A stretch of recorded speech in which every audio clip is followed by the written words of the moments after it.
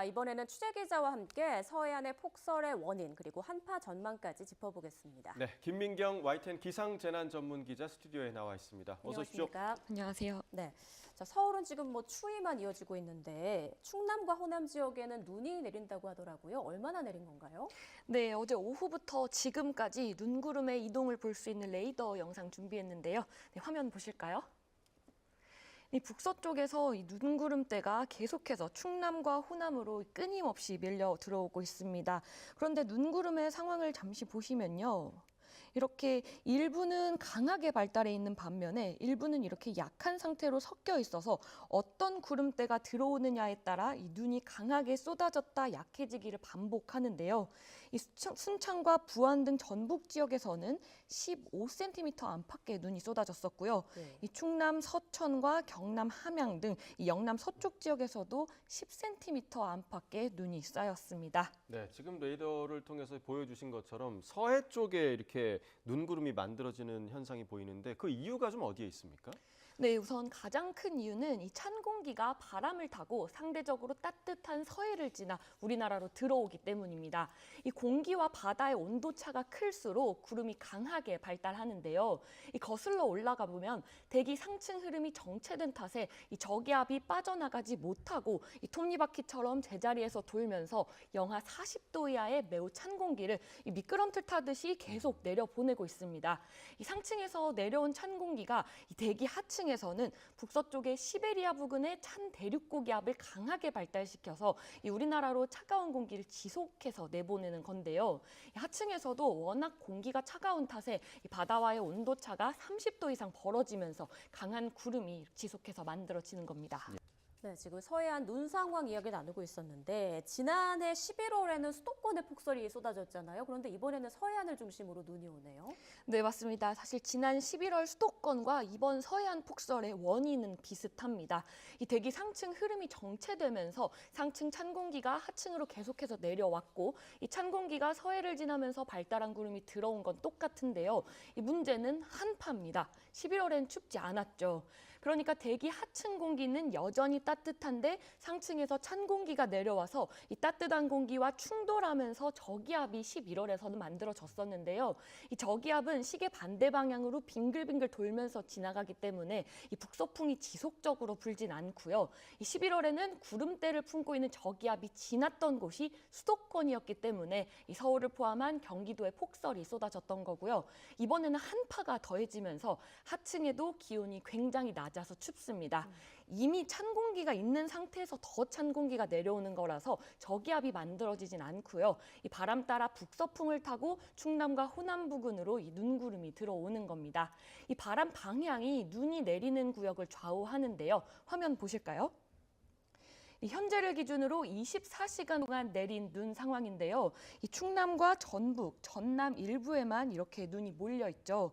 이 북서풍 중에서도 이 바람이 충남과 전북 방향으로 이렇게 들어왔기 때문에 이 같은 호남 지역이라도 이렇게 전남 남부 지역에서는 폭설이 쏟아지지 않은 겁니다.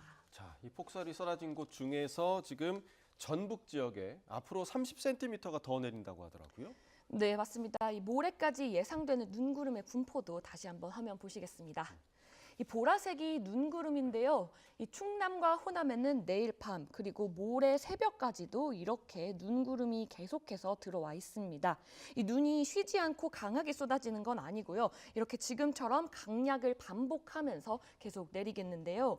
어제 예보에서는 내일까지 전북에 30cm 이상의 눈이 내릴 걸로 전망됐었는데 이미 많이 눈이 내린 상황에서 새로 나온 예보에서도 여전히 전북에는 30cm 이상, 광주 전남과 충남 서해안에는 20cm 이상으로 발표가 됐습니다. 이 눈이 내리는 시점이 내일에서 모레 새벽까지로 늘어나긴 했지만 지금까지 내린 양보다 앞으로 내릴 눈이 더 많을 걸로 예상되는 건데요. 특히 내일까지 일시적으로는 시간당 3에서 5cm의 강한 눈이 집중될 때도 있을 걸로 보여 주의가 필요합니다. 네. 자, 많은 눈이 내린 곳에 또 많은 눈이 예보돼 걱정인데 아무래도 좀 피해 없도록 주의를 해야겠습니다. 그런데 이번에도 무거운 습설이라고요? 네, 맞습니다. 이 서해에서 만들어진 눈구름이다 보니까 기온이 영하권으로 떨어졌다고 해도 눈의 성질은 습기가 많은 습설입니다. 이 눈 자체가 무거운 것도 있지만 이 문제는 기온이 낮아서 쌓인 눈이 그대로 얼어버린다는 건데요. 그런데 눈이 계속 얼어버리는 상태에서 더해서 계속 내리기 때문에 이 어디가 위험한지 알 수 없게 된다는 겁니다. 이 눈이 보송보송해서 미끄럽지 않을 것이라고 생각하고 밟았다가 그 아래가 빙판길이 되면 그대로 미끄러질 위험이 있는 겁니다. 이 눈이 쌓여 있는 곳은 특히 조심하시고요. 가능하면 제설 작업이 잘 된 길을 통해 이동하시는 것이 안전합니다. 네, 자 눈도 눈이고 오늘도 사실 꽤 추웠단 말이죠. 그런데 내일 굉장히 많이 기온이 내려간다고 하더라고요. 네, 맞습니다. 이 앞서 폭설 원인 살펴보면서 이 대기 상층 흐름이 정체돼서 저기압이 이동하지 못하고 계속 상층 찬 공기를 하층으로 내려보내고 있다고 말씀드렸는데요. 상층 일기도 보겠습니다. 한반도가 여기 있고요. 네, 이 부분이 한반도고요. 예. 잠시 색깔을 바꿔서 설명드리겠습니다. 이 한반도 바로 위에 이렇게 땅콩 모양의 동그란 덩어리 두 개 예. 보이시나요? 네, 여기가 상층에서 정체되어 있는 이 영하 40도 이하의 찬 공기를 품고 있는 저기압인데요. 이 중에 이 왼쪽 동그란 저기압 덩어리를 주목해서 봐주시면 좋겠습니다.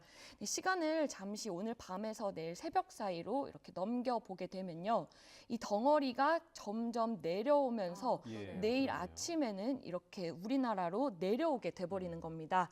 이렇기 때문에 내일 아침이 가장 추운 한파가 절정에 달하는 겁니다. 네, 내일 출근길에 옷 든든히 입으셔야 될 것 같은데 한파특보가 이제 확대 강화되면서 서울에도 이번 겨울 들어 첫 한파특보가 내려졌다고요? 네, 원래 추운 지역인 강원도와 경기 북동부에는 한파특보가 내려졌다 해제되기를 반복했지만 이 서울은 큰 추위가 없었던 탓에 발령되지 않았다가 오늘 오전 10시에 처음으로 내려졌습니다. 이 한파특보의 기준이 조금 까다롭기 때문인데요. 우선 아침 최저 기온이 전날보다 10도 이상 떨어져서 3도 이하일 것으로 예상될 때 내려지고요. 이 두 번째는 아침 최저 기온이 영하 12도 이하의 강추위가 이틀 이상 이어질 걸로 예상될 때 발령되는데요. 이번 한파특보에 해당 사항입니다.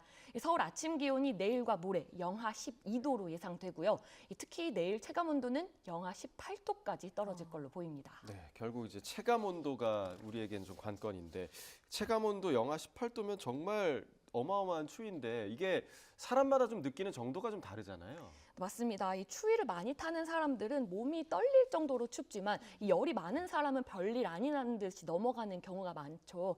이 사람마다 추위를 느끼는 정도가 달라서 체감 온도를 정확하게 측정할 수는 없습니다. 이 그래픽 화면 보실까요? 굉장히 복잡해 보이는 수식이 있는데요. 2001년에 미국과 캐나다에서 개발한 공식인데 실제 인간이 느끼는 추위를 반영하기 위해서 바람이 체온을 얼마나 빼앗아가는지를 연구하다가 만들어진 공식입니다. 이 기온과 바람으로 방정식을 풀어서 체감온도를 계산하는 건데요. 이 체감온도는 결국 바람이 좌우하는 거라서 바람이 강해질수록 체감온도는 낮아지고 바람이 없는 상태에서는 기온과 체감온도가 같아지게 됩니다. 통상적으로 체감온도가 영하 20도 안팎으로 내려가면 이 맨살에 공기만 닿아도 따가울 정도라고 생각하시면 될 것 같습니다. 네. 네, 이렇게 갑자기 날이 추워지면 동파 사고가 많이 발생하는데 대비하는 방법을 좀 알려주실까요? 네, 우선 영하 10도 이하의 추운 날씨에서는 이 수도관 물속 온도도 0도 이하로 떨어져서 얼 가능성이 있습니다. 이 물이 얼면 부피가 9% 이상 증가하면서 계량기 유리 부분이 깨질 수가 있는데요. 이 동파 사고를 방지하려면 계량기 함 내부를 헌옷이나 솜, 뽁뽁이 같은 보온재로 채워줘야 하고요. 이 장시간 외출한다면 이 수도꼭지를 약하게 틀어놓는 게 좋습니다. 네, 미리미리 좀 대비하시는 게 좋을 것 같고요. 마지막으로 이번 한파 언제까지 이어지는지 전망도 좀 짚어주시죠. 네, 조금 전에 봤던 상층 일기도 다시 한번 보시겠습니다. 이 상층 찬 공기 덩어리가 이렇게 내일은 우리나라로 내려왔다가 점차 이렇게 동쪽으로 빠지게 되는데요. 이 모레인 금요일 상황 한번 보겠습니다. 지금 보시는 그림이 10일 6시, 그러니까 새벽 6시의 그림인데요. 네. 이렇게 붉은색의 공기 덩어리들은 모두 빠져나간 상태입니다. 예. 하지만 이미 공기가 차가워진 상태에서 이 밤 사이에는 땅에서 열이 빠져나가는 이 복사냉각까지 겹쳐서 이 모레 아침까지는 매서운 추위가 이어지겠고요. 이후에는 추위의 강도가 점차 누그러지면서 주말 이후에는 평년 기온을 회복할 걸로 보입니다. 네, 자 모레 아침까지는 추위 대비 단단히 해야 한다는 점 염두에 두시기 바랍니다. 지금까지 김민경 기자였습니다. 고맙습니다.